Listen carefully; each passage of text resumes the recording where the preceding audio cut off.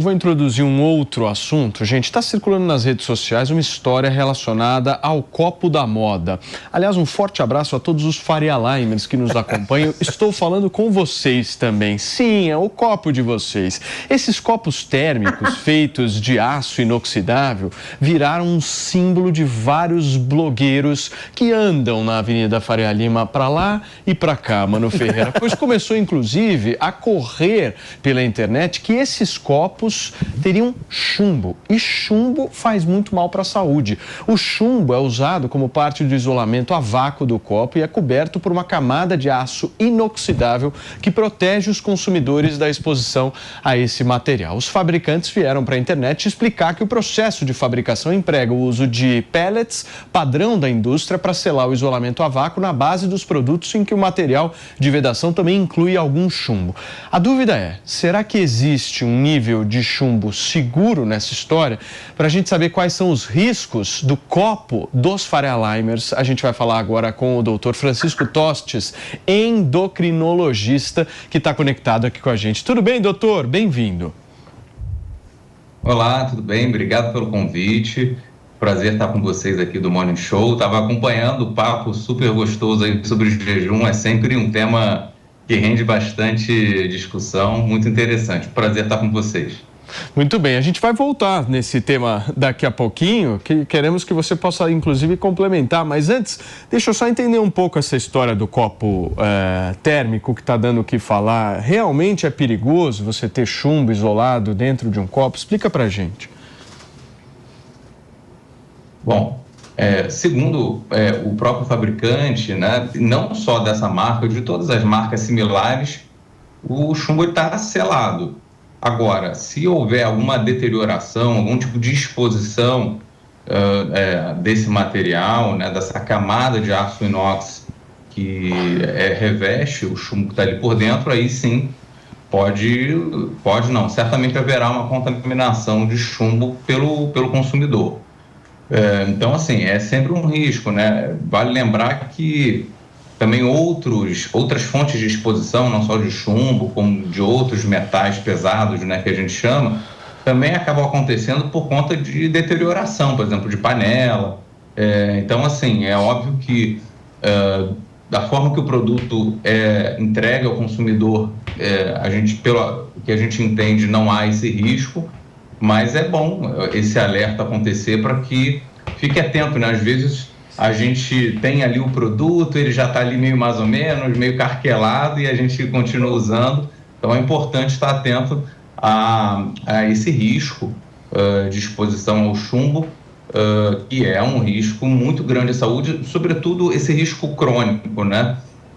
Provavelmente a gente vai entrar daqui a pouquinho nessa diferença, né, da intoxicação aguda para a impregnação crônica dos metais, enfim, que seria o caso, por exemplo, do copo ali danificado. Que loucura, hein? Fala, Maninho. O resumo é o seguinte: se eu quero ter a cerveja geladinha na ladeira de Olinda, eu posso levar um copo novo. Agora, escorreguei, o copo caiu, deu uma trincada, é melhor não usar. É isso? Ou bebe rápido para não esquentar, né? Tô brincando. Não, olha só, não é um amassado só, né? Tem que romper mesmo aquela camada de aço inox que reveste todo o copo, né? Inclusive, ele perderia até essa capacidade de manter a bebida gelada, né? Então, assim, não é qualquer avaria ali no copo que vai expor, né? Ele parece, né, ser bem resistente, então precisa ter ali uma ruptura mesmo daquela camada, sobretudo ali na base, né? Então dá para aguentar os 4 dias de folia. Mas se arriscar, Maninho, você arriscaria?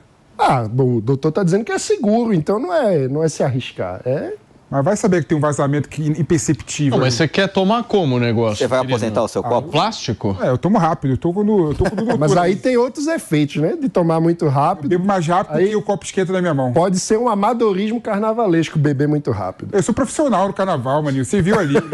Assim, não, mas qual copo você usa? Não, eu bebo na latinha mesmo. Na latinha, perfeitamente. Raiz. Escuta, a gente tem um videozinho do copo que pegou fogo, né, Fê? Coloca aí pra mim, pra gente poder entender melhor essa história. Dá uma olhada aí, ó. Ó o copinho do PP. Super tranquilo. O copo ficou intacto. Ah, exatamente. Perfeitamente. Caramba. O que aconteceu nessa história, Fê? Essa história, o carro pegou fogo. Perfeitamente. Olha que interessante isso. Para você que está no rádio, a gente está exibindo agora um vídeo de um carro absolutamente queimado. Esse vídeo circulou na internet bastante.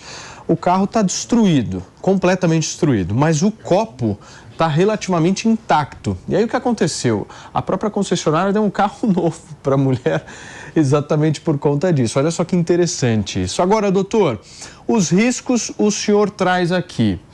Mas as pessoas, elas estão crentes, você acha, desse risco? Como é que você vê isso? Ou falta informação? De uma forma geral, não. Essa não é uma preocupação que a gente percebe nas pessoas, né? Apesar de todos nós estarmos expostos aí a esses metais. Como eu falei, não é só o chumbo, tem alumínio, tem mercúrio, tem cádmio.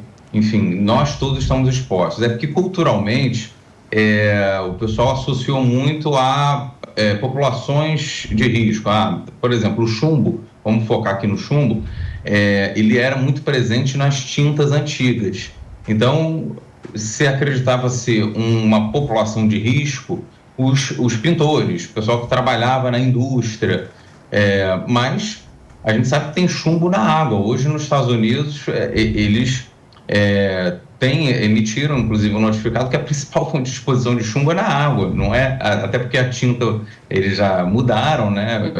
Obviamente, a composição da tinta lá deles, e aqui também no mundo inteiro mudou, mas a água continua sendo uma fonte de exposição muito importante, por exemplo, de chumbo. É muito difícil a gente se ver livre, a gente não se expor a esses metais. O que a gente tem que tomar cuidado é no nível de exposição que a gente vai ter, porque o nosso corpo ele até consegue eliminar, né? A não ser que seja uma intoxicação aguda ali, mas ele cronicamente a gente consegue eliminar. Quando a gente pega num exame de sangue, ou seja, é fácil a gente detectar, né, essa impregnação crônica, basicamente pedir um exame de sangue do paciente. Quando a gente pega, então, ali já um nívelzinho presente, significa que essa exposição, ela chegou a um ponto que superou a nossa capacidade de eliminar, tá? Mas existem ali alguns artifícios que a gente pode usar, inclusive muitos são naturais,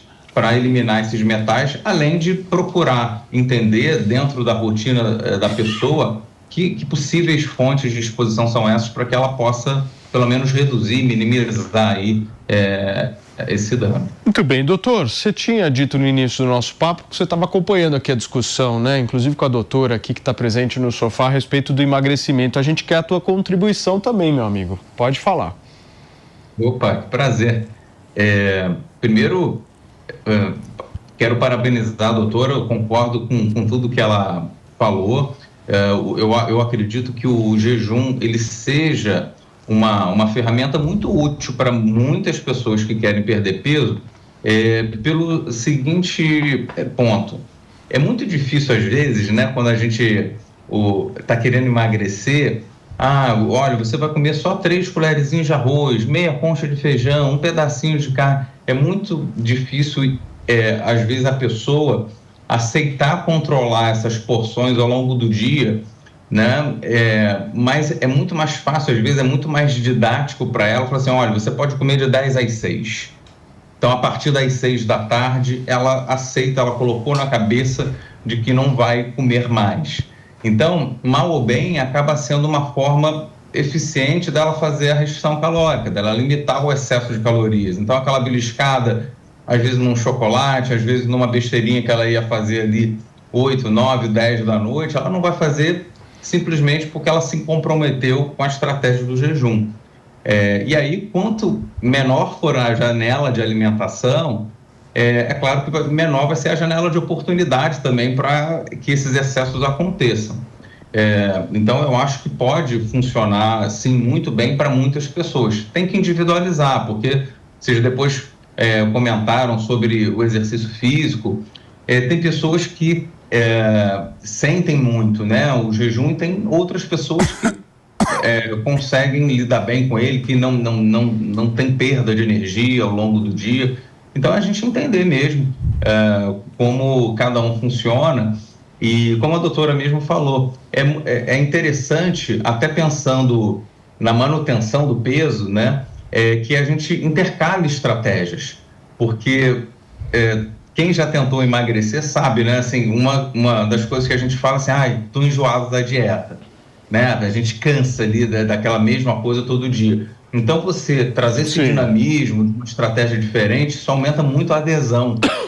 E aí a pessoa consegue ir mantendo os hábitos saudáveis. Muito bem. Doutor Francisco, muito obrigado, viu, meu amigo, pela sua participação aqui no Morning desta terça-feira.